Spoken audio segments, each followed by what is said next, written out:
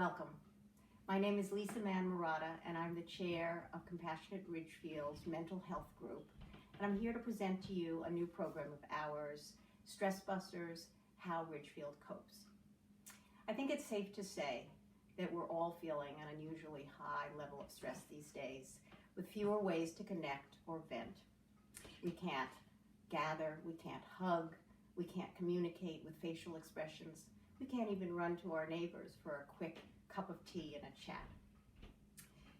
We thought that if we could give you something that might help you feel a little bit less alone with your stress, that it would be useful and maybe even a pleasure. So tonight and every night each week, we are going to give you a short interview, very short, we realize your time is precious, with a generous fellow Ridgefielder who will discuss a stressor of their own and how they found it was most useful to handle it. Following the interview, we'll provide you some links with further information about the coping techniques. So if you're interested to learn more about it, you'll have a place to start. Hello, and welcome to Stress Busters, How Ridgefield Copes, a program of Compassionate Ridgefield. I am Carol Mahlstedt, and I'm here with Kaylie Perhamus, who's a junior at Ridgefield High School, and she's going to talk to us about finger knitting, which she has found really useful to cope with the anxieties, especially during this pandemic. So welcome, Kaylie. Thank you. So tell us about finger knitting. So I was introduced to finger knitting when my cousin actually took up the hobby, and I thought it was really interesting and I wanted to try it. So I did, and I found that it helped with my anxiety. So tell us first of all, tell us what kinds of things have been making you most anxious during the pandemic? So currently some big stressors are school, sports. Also, my parents are divorced, which can add to my anxiety. And finger knitting, I found, can just kind of distract me from those stressors. That's pretty amazing that you found something all on your own to cope, and something fairly unusual. So you mentioned school, you mentioned sports, and you mentioned coping with divorced parents. Right. I'll bet these are three stressors that almost every kid at Ridgefield High School can identify with. Tell us a little bit about the school stress. You're a junior, so yes. Yeah. It's a stressful year. But particularly classes that I struggle in can be really big stresses, and having to seek outside help for those classes can feel a little bit overwhelming. But also just, not getting the grades that I might want can be a little bit stressful at times. It's a hard year. Yeah. What are you hoping to do after high school? Do you have any idea yet? Well, in college, I'm hoping to study kinesiology and health sciences and hopefully become a physical therapist. Wow, good for you. So what subjects are you finding really stressful? Currently, math is a big stressor. That's a big one, huh? Yeah. Okay. All right, well, good luck with that. And you mentioned, hello there, you mentioned divorced parents. What's it like to cope with that? It can be difficult at times trying to find ways to just take a deep breath and step back and realize that it's okay. But going back and forth can be really difficult. It's just adds something that I have to think about after even a long day at school. Can just be like whose house you're going to be right. at now, having to pack, having all the right things in each home, not forgetting I'm something. fortunate that my parents don't live too far apart from each other, just down the street, but yes. So this is enough to make anybody anxious. And then you add the pandemic on top of it. So what about the pandemic have you found stressful? My friends are a big source of happiness for me, so not being able to hang out with them, especially in the beginning, it was very difficult. I'm sure. Have you found all your friends are feeling like isolated and alone and not, like anxious about not being able to see each other? Yes, definitely. It's been tough. Yeah, that's been tough.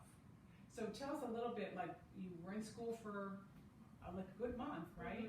And now you're on home remote learning. I was at home for just about a week, and I'll be back next week. But the week at home was actually kind of a nice break. I liked being back in school for the time I had, but a break was nice from the going back and forth, like going to school, being at home. Now just being at home was kind of nice. Oh, nice little break in the middle of the Yes. semester. Well, that's good. All right, so now tell us about finger knitting, because I'm just kind of fascinated by this, and they're quite beautiful. Hold Thank that one you. up. Yeah. So this one I just started about a month ago. Usually they only take me a month, but because of everything kind of with the pandemic, it has slowed down a little bit. But this is the beginning pattern, and it turns into the piece behind me and the piece here. Hi there, buddy. the What's your ottoman. name? What's his name? That's Seamus. Hi, Seamus. Sorry. You want to learn about finger knitting? Okay. So yeah, it's kind of a process, but if I'm really focused, I can make it pretty quick. Okay. So show us how you actually knit with your fingers. So I start with, here's my yarn. It's a beautiful chenille yarn. Thank you. Where did you purchase it, the yarn? I just got it online. Okay. But we know that Nancy O's here in Ridgefield might have Yes. something very similar. Yes. Do you know what, I don't know the terminology, do you know what weight the yarn is? Like how thick is this? I'm not sure how thick it is. I think it's about 240 yards or something like that. I'm not sure, but Okay. yes, it's baby Bernat yarn. I think very soft. Okay. And so to start it, the first line is a little bit different than the rest, but now that I'm a few lines through, you can kind of see the pattern better on the back. Mm-hmm. But I just take these 4 strands and I loop them through my fingers like this. It can be a little difficult to get it off the needle. So they're actually on 4 different fingers. Yes, just like this. Wow. And then, so I take the line that I previously finished and take the outside loop and loop it through my index finger, like this, and then take the yarn that I'm working with and loop it behind in I front. see. Kind of weave it. Yes. Oh, look at that. And then you take these 2 pieces and flip them over. The third This one, yes, flip them over. So interesting. Yes. And then Now, I'm guessing that when you're doing this, you have to really focus. And when you're focusing on your fingers and the weaving, yes. you can't be worrying about math or your No. parents or, your junior year at Ridgefield High School. Yes, and seeing the pattern just unfold is very calming. Huh. I think it's actually been proven to help anxiety too, just knitting in general. Seeing the pattern kind of unfold as you progress is just fascinating to me. It's rewarding, I bet. Mm-hmm. Wow. So how long does a row take you? I mean, you must be pretty fast at it by now. I am pretty fast, but at first, 1 row would take me about 45 minutes. Uh-huh. Now it's maybe 25, so Wow. yes. You've cut your time in half. Yeah. Wow. Okay. And how long does the whole blanket take? So this one was my fastest blanket. It took me 28 days. So about Really? a month. That's all? Yes. Can you hold it? Well, you've got your knitting. Here, I can finish this row and then Okay. I'll hold it up. And I'll show how to stop, because I can't finish 1 whole blanket at a time, so I have to put it back on the needle here. You just loop it through Oh, I see. like that. So you do need a needle. This is a pretty heavy-duty Yes. needle. Well, sometimes I don't have a needle. I bring this back and forth to my dad's, and I don't always bring my needle, so you can use anything pretty much, like a knife works too, because you can just Okay. loop it through. Just something to loop it through. That. So this one Now here. hold that up and show everybody. This is amazing. Like, that looks so warm and cozy. It is. Wow, that is just amazing. And here's the other pattern. There's 2 different sides. Oh, look at that. So 2 different sides. Yes. Now, could you do different colors in each row if you wanted to? So I could. What I would have to do is take That's okay.